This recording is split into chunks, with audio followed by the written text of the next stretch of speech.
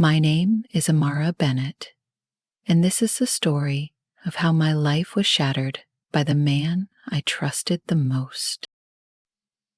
It was a warm summer evening, the kind where the air feels heavy with secrets.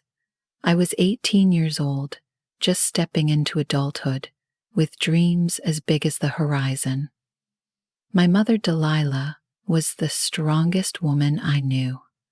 After my father passed away when I was just a baby, she built our lives from the ground up, running a small but thriving boutique in Savannah, Georgia.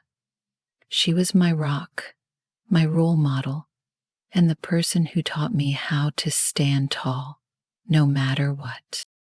But even the strongest walls can crumble. When my mother introduced Raymond, her new boyfriend, everything in my life began to change. At first, he seemed perfect. Charming, attentive, and everything my mother deserved after years of putting her happiness aside for me. He was a ship captain, often away for weeks, returning with stories of the open seas and thoughtful gifts for both of us. For a while, it felt like he brought light back into our lives. But there was something about the way he looked at me that didn't sit right. It wasn't obvious at first. Just a lingering glance here, a comment that felt too personal there. I tried to brush it off, convincing myself that I was imagining things. After all, Raymond made my mother happy, and that's all that mattered. Or so I thought. The first real warning sign came one afternoon when I was home alone. My mother was at the boutique, and Raymond had returned from one of his trips early. I was in my room, studying for an exam, when I heard a knock at the door. "Amara, it's me," Raymond called, his voice smooth and casual. I opened the door, expecting him to ask something harmless. Instead, he stood there with a look I couldn't quite place. His eyes seemed to linger too long, scanning me in a way that made my skin crawl. "You've grown up so much," he said, his tone low. "You're becoming a beautiful young woman." "Ah, thanks," I said, stepping back instinctively. Something about his smile felt off, too knowing, too intimate. From that moment on, I started noticing things I hadn't before. The way he always found excuses to touch my shoulder or brush past me in the hallway. The way his compliments felt more like traps than kindness. I began to avoid him, spending more time at my friend Keisha's house and making excuses to stay out late. But no matter how much distance I tried to put between us, Raymond always found a way to be close. I wanted to tell my mother, but every time I tried, the words got stuck in my throat. How could I ruin her happiness? She looked at Raymond like he was the answer to all her prayers. I couldn't bear to take that away from her. Then came the night everything fell apart. It was a Friday evening. My mother had gone to an out-of-town fashion expo, leaving me and Raymond alone in the house. I stayed in my room, pretending to be asleep, hoping he would leave me alone. But as the clock ticked closer to midnight, I heard footsteps in the hallway. They stopped outside my door. "Amar?" His voice was soft, almost a whisper. "Are you awake?" I didn't answer, hoping he'd think I was asleep and go away. But then the door handle turned. I froze, my heart pounding in my chest. The door creaked open, and Raymond stepped inside. The dim light from the hallway cast shadows across his face. but I could see the predatory look in his eyes. "I just wanted to check on you," he said, his voice dripping with false concern. "You looked upset earlier." "I'm fine," I said quickly, pulling the blanket tighter around me. "You should go." Instead of leaving, he stepped closer, sitting on the edge of my bed. "You know, Amara, you can talk to me about anything. I'm here for you." His hand reached out, brushing a strand of hair from my face. I flinched, my body stiff with fear.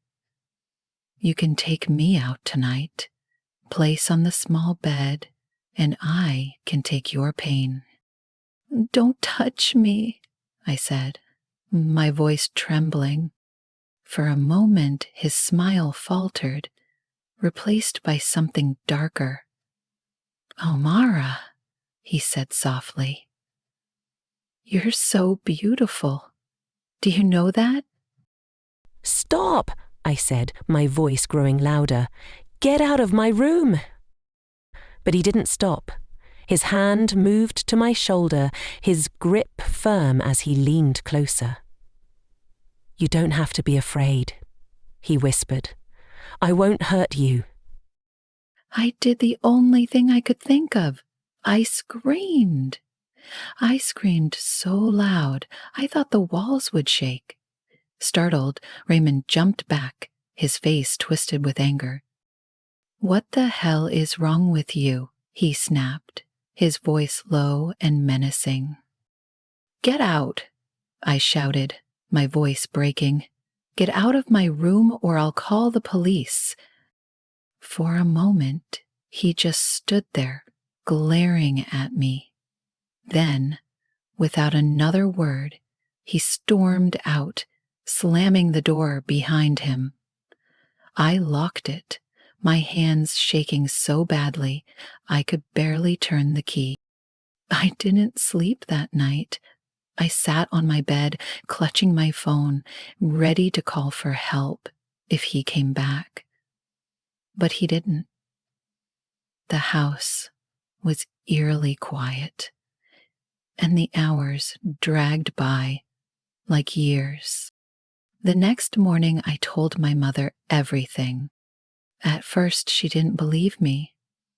"Raymond would never do something like that," she said, her voice trembling.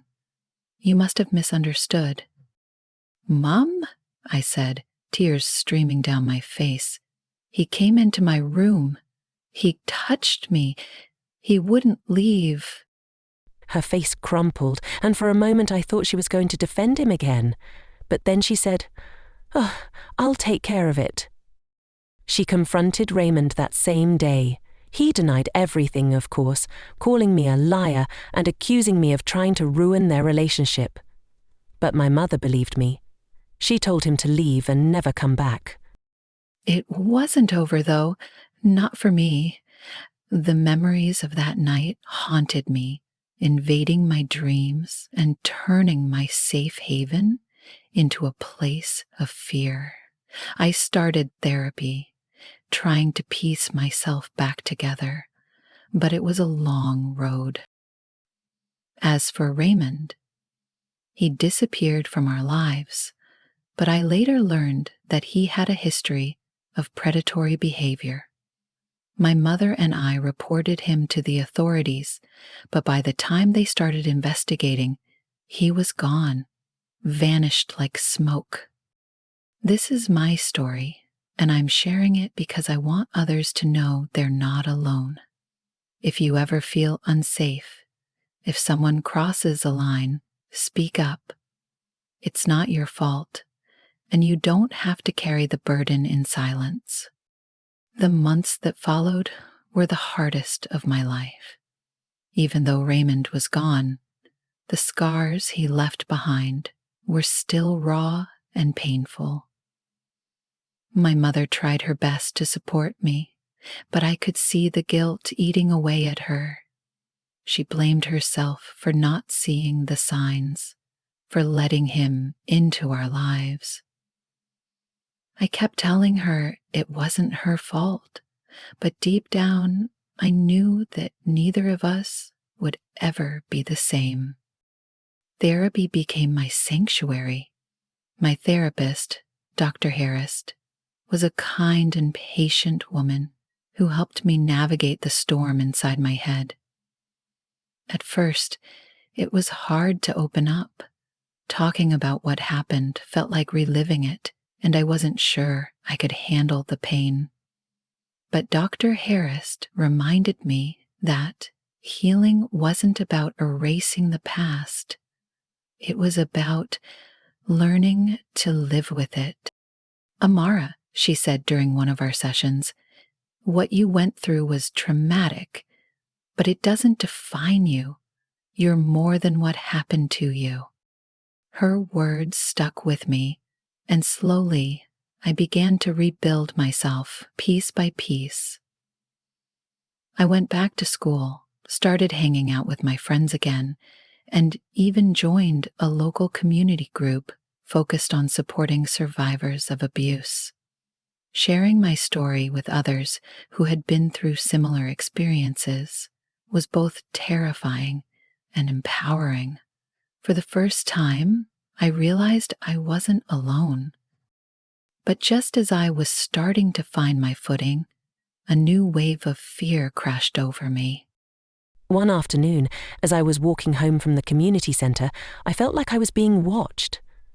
At first, I thought I was imagining it, just paranoia left over from everything I'd been through. But when I turned the corner onto my street, I saw him. Raymond.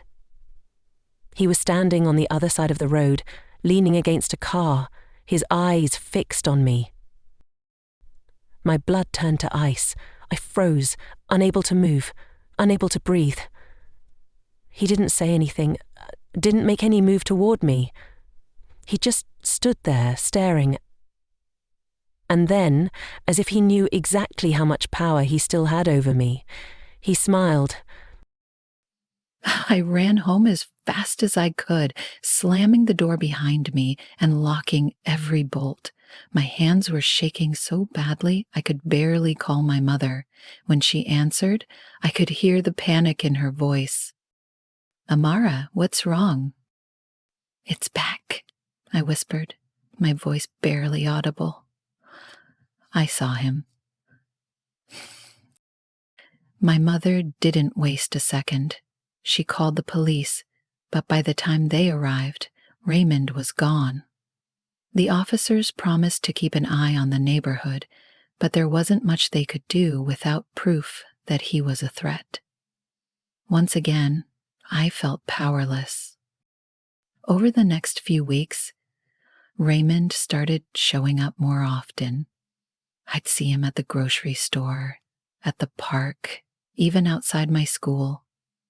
He never approached me, never said a word, but his presence was enough to send me spiraling. I felt like a prisoner in my own life, constantly looking over my shoulder, waiting for him to strike. One night, after yet another sighting, my mother and I decided we couldn't take it anymore. We packed up our things and moved to a new town, hoping to leave Raymond and the pain he caused behind. It wasn't an easy decision. Savannah was our home, the place where I grew up, but staying there felt like a risk we couldn't afford to take. In our new town, things were different. I still had nightmares, still flinched at every unexpected sound, but for the first time in a long time, I felt a glimmer of hope. My mother found a new job, and I started college, determined to build a future for myself. But healing isn't linear, and the scars Raymond left behind didn't disappear overnight. There were days when I felt like I was drowning in memories, like I'd never be free of his shadow. But there were also days when I felt strong, when I looked in the mirror and saw not a victim, but a survivor. I felt hopeful, a girl know how. There were days when I felt like I was drowning in memories, like I'd never be free of his shadow. I never saw Raymond again, but his face still haunts me in my dreams. I don't know if he's out there, watching, waiting for another chance to hurt someone else. But I do know this: I won't let him control me anymore. I've taken back my life, my voice, and my power. This story isn't just about pain. It's about resilience. It's about finding strength in the darkest moments and refusing to let the past define your future. To anyone out there who has faced something similar, I want you to know that you are not alone. You're stronger than you think, and you deserve to heal. I still have a long way to go, but I'm proud of how far I've come. And as I move forward, I carry the lessons I've learned with me. I may not be able to change what happened, but I can choose how I respond to it. I can choose to live, to thrive, and to never let fear win. Years have passed since those harrowing events, but the memories remain etched in my mind like scars of my skin, permanent, but not defining. Today, I'm 30 years old and a completely different person from the scared teenager who thought her world had ended. I have found ways to turn my pain into power, my fear into fuel. After years of therapy, I decided to pursue a career helping others. I became a social worker, dedicating my life to supporting survivors of abuse and trauma. I know firsthand how isolating it can feel, how impossible it seems to overcome the weight of what someone else has done to you. And I also know the strength it takes to rise above it. My mother has also found her own path to healing. She reopened her boutique in our new town and has built a strong community around her. We've grown closer than ever. And though the guilt she carried for years has softened, she still works every day to remind me and herself that we're survivors, not victims. As for Raymond, he remains a ghost of my past. The police were never able to locate him, and part of me wonders if he's still out there, preying on someone else. But another part of me refuses to let him occupy any more space in my life. He's gone, and whether he's hiding or has moved on to another life, he no longer has power over me. One of the most significant milestones in my journey was sharing my story publicly. It was terrifying, standing in front of a room full of strangers and bearing my soul, but it was also liberating. The more I spoke, the lighter the burden felt. My story became a bridge connecting me with others who had faced similar struggles. Together, we formed a network of support, a testament to the resilience of the human spirit. There are still bad days, of course, triggers that remind me of the past, moments when the old fear creeps back in.